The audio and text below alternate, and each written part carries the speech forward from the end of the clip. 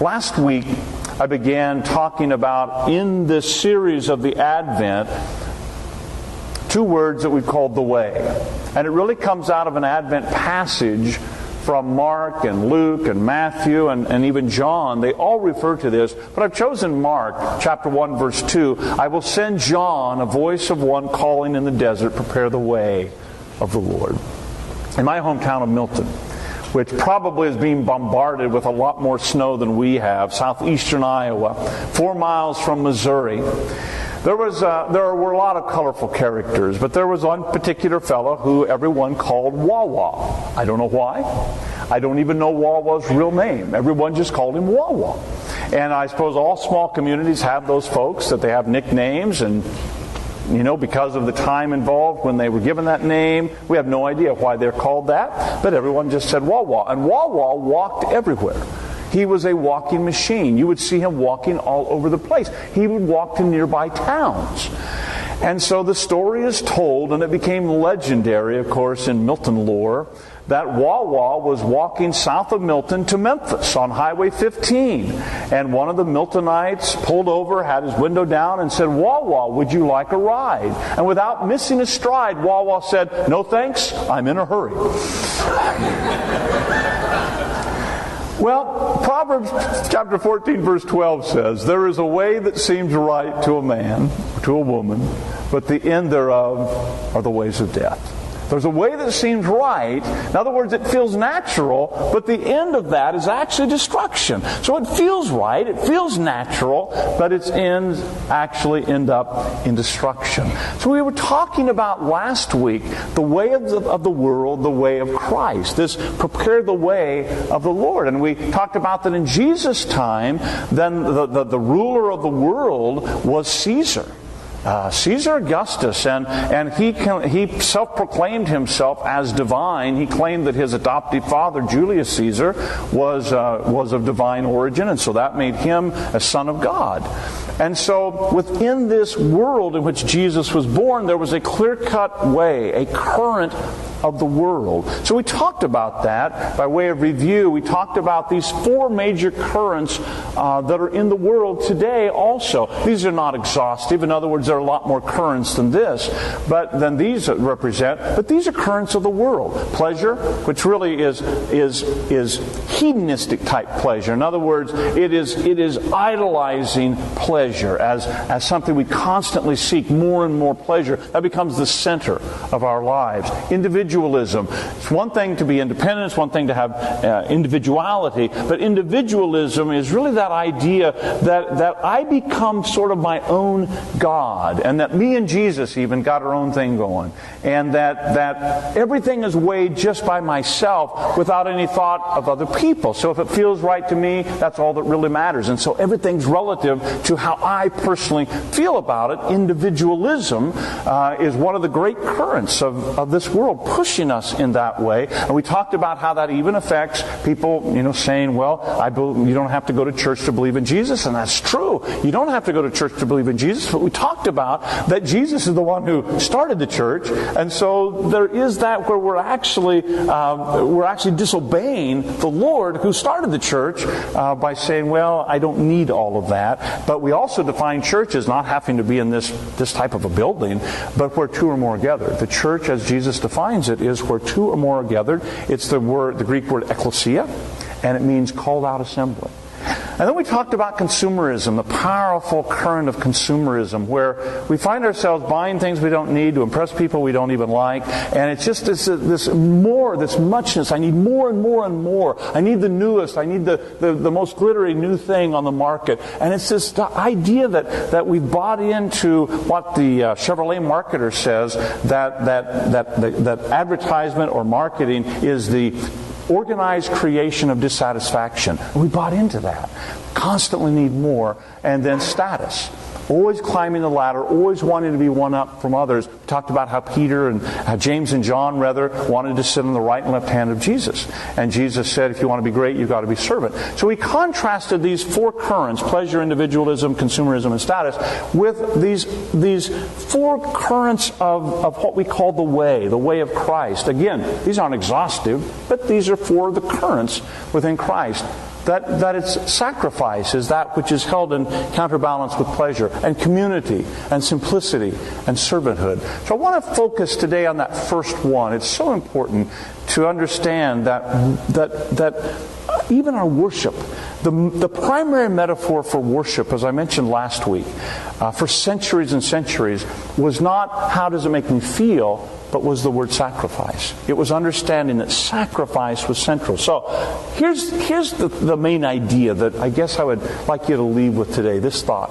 Central to worship is offering ourselves to God. That's central to worship. Offering ourselves to God. In other words, sometimes we like different styles, grant you that. You know, some people like cutting-edge contemporary, some people like older contemporary, some people like fully traditional, some people like blended. Those are styles.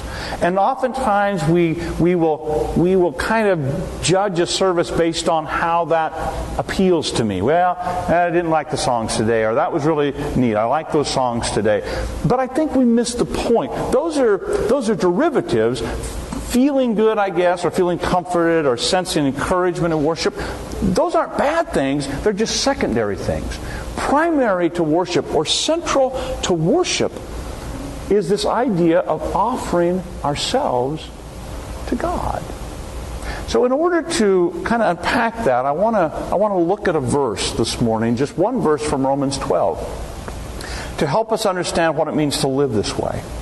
Last week we talked about the way, and I told you my own struggles with the currents of this world. And it's one thing to accept the truth of Jesus. It's another to live this out. And that's where I struggle, and I assume many Christians do.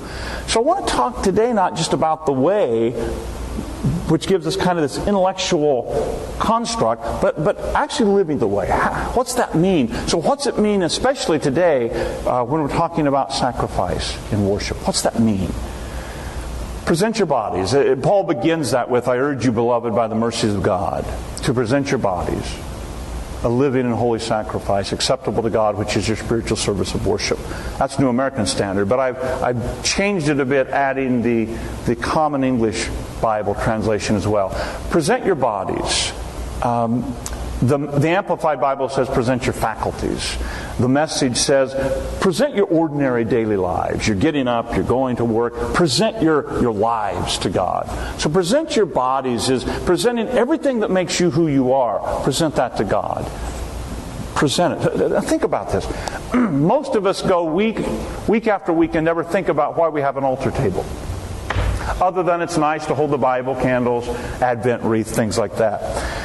The offering plate. I mean, it'd be a little awkward if when they bring me the offering plates, I bring them up here and have to set them on the floor. So it's handy just as a piece of furniture within the sanctuary.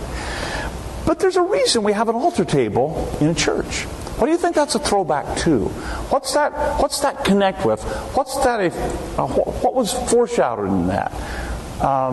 It was the altar at the temple. They would bring the animals to the temple, and there they would sacrifice it on the altar. So there's a reason you have an altar table with the cross. We no longer sacrifice animals at the altar table. We now recognize there was a great sacrifice, and that was the sacrifice of Jesus. But the altar table is that symbol of when we come into this place, we are offering ourselves to God. Central to our worship is not how I feel about the worship experience nearly as much as how am I offering myself to God. That would be an interesting critique, is when we go home not so much talking about did I like the songs today, did I like the way it sounded, did I like the special music, as much as how did I do offering myself to God today. That's central to worship. Present your body. So imagine the person bringing the animal, and the person actually didn't sacrifice. They would bring it to the priest. The priest would then take it, lay hands upon the animal, essentially transference of the sin offering to the animal, bind the animal to the altar, and then kill the animal as a sacrifice for sin. There are other kinds of offerings. There were Thanksgiving offerings. You'd bring grains and different things like that. Present them at the altar. Burn them as incense before God. but it was a presenting to God your offering. So Paul says, present your bodies a living and holy sacrifice. Present your faculties to God, a living and holy sacrifice acceptable to God, which is your spiritual service of worship. And then the Common English Bible adds your appropriate priestly service. So the first part of that, presenting your bodies a living and holy sacrifice, is what we would call the act of offering. And then it needs to be acceptable or well-pleasing to God is the, I guess we would call that the quality of the offering. That ugly sweater, not much of an offering, right? But when we offer the real gift to God of our lives, that's a quality offering. And then finally, which is your spiritual service of worship. That's the meaning of the offering. So, real quickly, I want to give you an acronym, the word method, M-E-T-H-O-D, to describe for us what it means to sacrifice. What are we talking about when we come before God as a living sacrifice? What is being sacrificed? Well, these are just some of the things, and I give you this word to kind of help it be a starter for our own thinking. What do I offer to God? And it doesn't have to be just in this church building, but when we come before God, what are we offering? Well, the M is for motives. For me, God has always challenged my motives. In my education, why did I keep going to school? Part of it was to learn. I really like to learn. But I realized at times when God would deal with my heart when I would be before Him, that sometimes my motive was to be impressive to other people. You know, I have degrees up on the wall. That was impressive. And so there would be many times I've had to give that to God, to bring it to the altar of my heart and God's heart and say, you know, Lord, it's not about impressing people. For you, maybe it was a trophy. Maybe you were a college or high school athlete, and those trophies are really important. And there's nothing wrong with having those displayed until that becomes a motivation that, I really want to impress people with how great I am. That maybe needs offered at the altar of God. And so my motives, God has often challenged me about, what are my motives? Why do you want to do this? And so to purify my own heart, offer my motives to God. What are your motives that maybe you have to offer to God? Then the E is for emotions.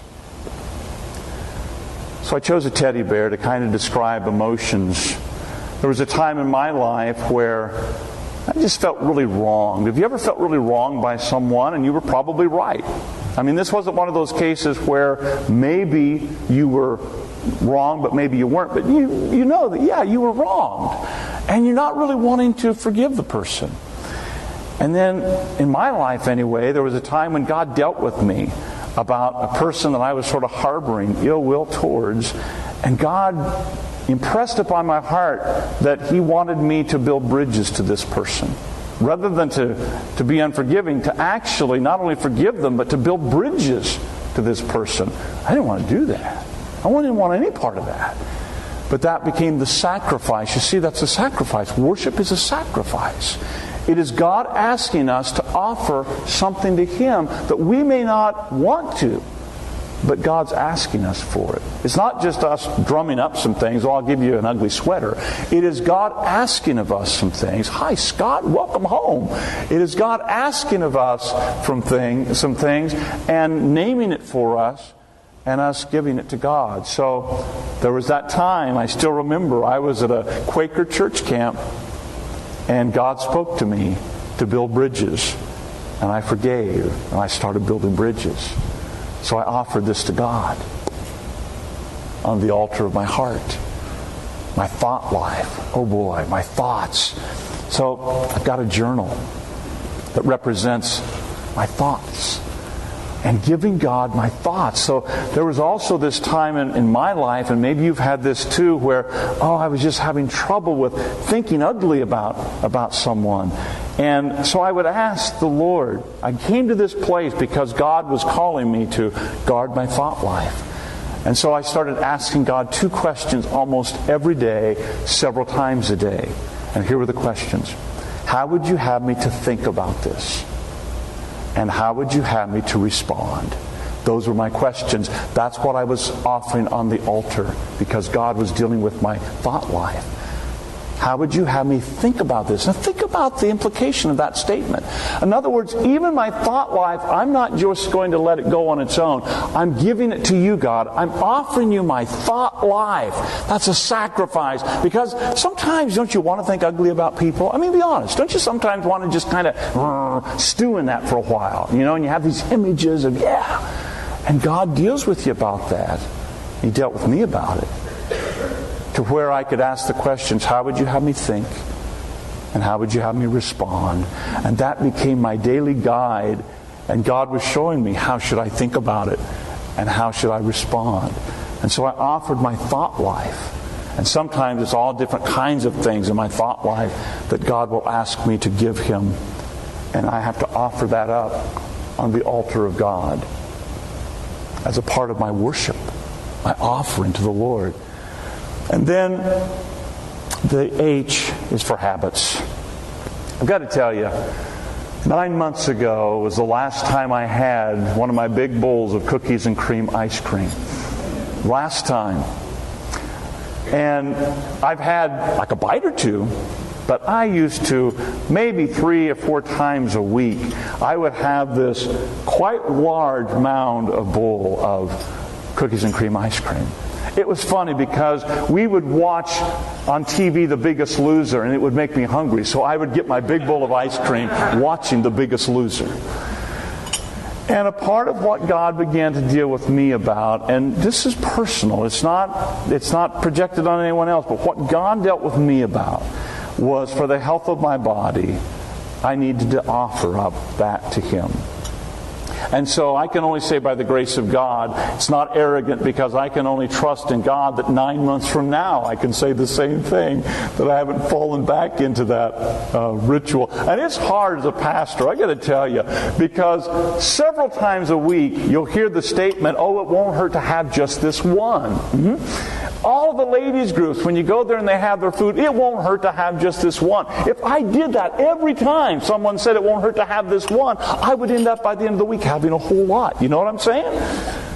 So this represents those things in my life that feel natural. Because honestly, I could fill this up with cookies and cream ice cream and it would still feel natural.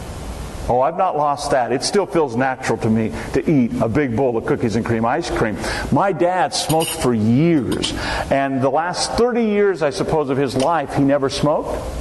But he said a friend of his, a neighbor of ours, who had also stopped smoking, came into Dad's office one day and said, Bill, give me a cigarette. And Dad said, I reached for my pocket. After all those years, I still reached habitually for my pocket.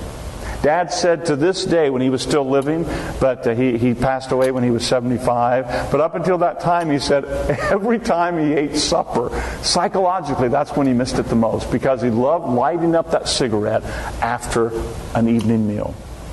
So that was still natural to him, but my dad had to adopt a new normal. There's a difference.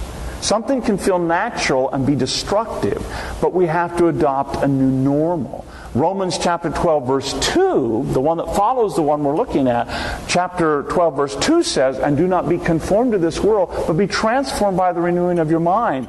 So what I've done essentially by offering this to God at this point in my life, this still feels natural, but I've adopted a new normal.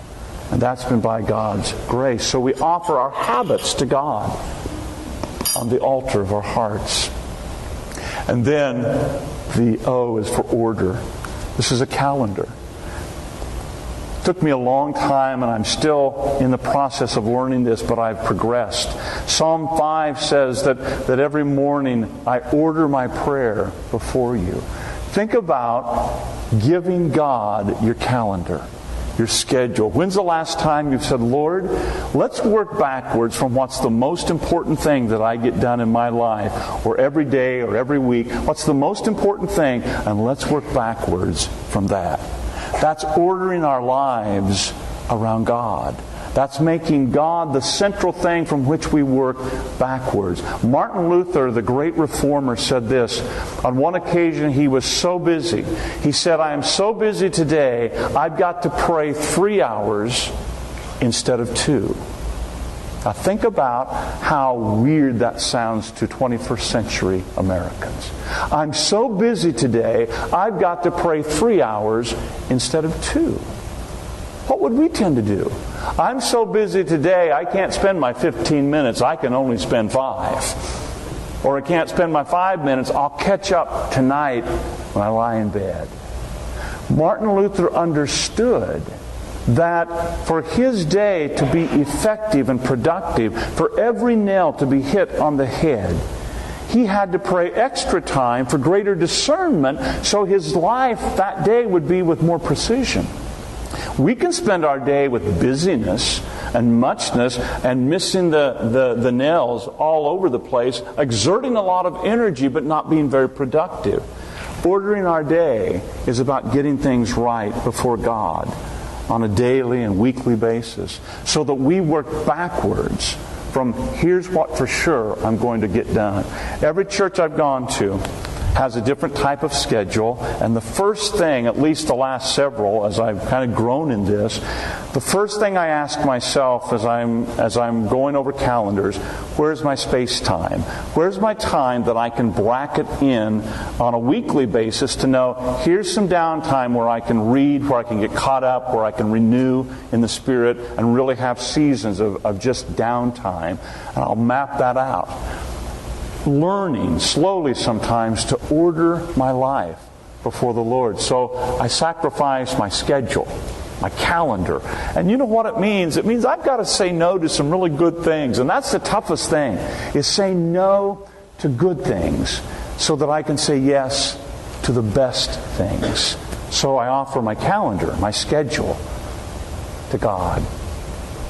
And lastly, the compass. My direction.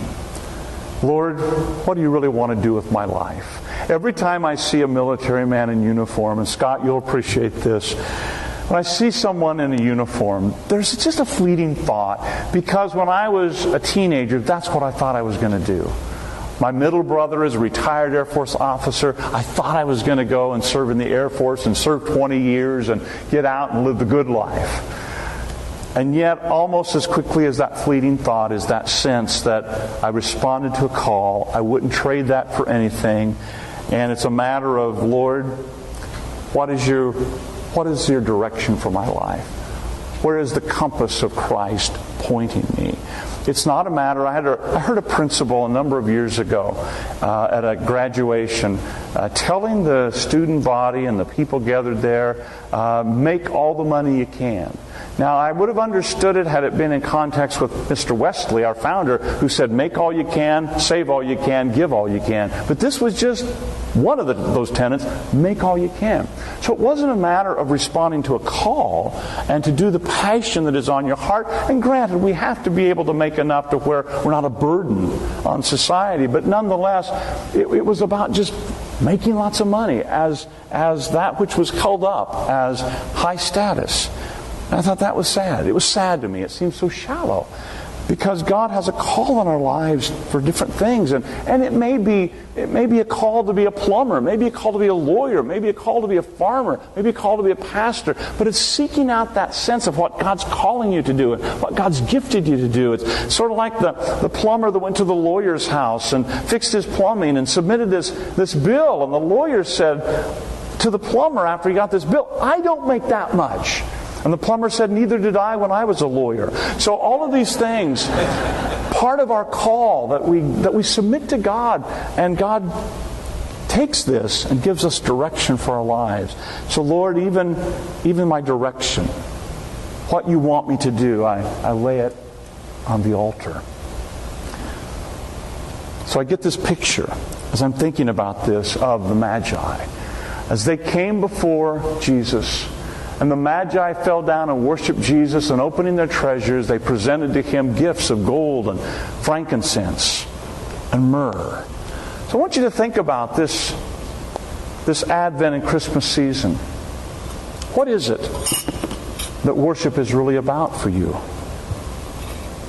One thing, it's nice hearing the songs. I love hearing the Christmas songs. But it's more than just hearing the Christmas songs. I love hearing the Christmas story. And in our home, One of the things we do before we open gifts, I encourage you to do it, to adopt it as a practice. We have, like this year, the 3 oldest kids will read the Christmas story. And then we'll tell one thing that we're thankful for before we open gifts. But what's your gift to God in worship? The question is not, did I like the worship songs, or did I feel comforted or encouraged today? And I hope you did. I hope you felt encouraged and strengthened. Nothing wrong with that. It's just not central. The central question is, how did I do offering myself to God today? My motives,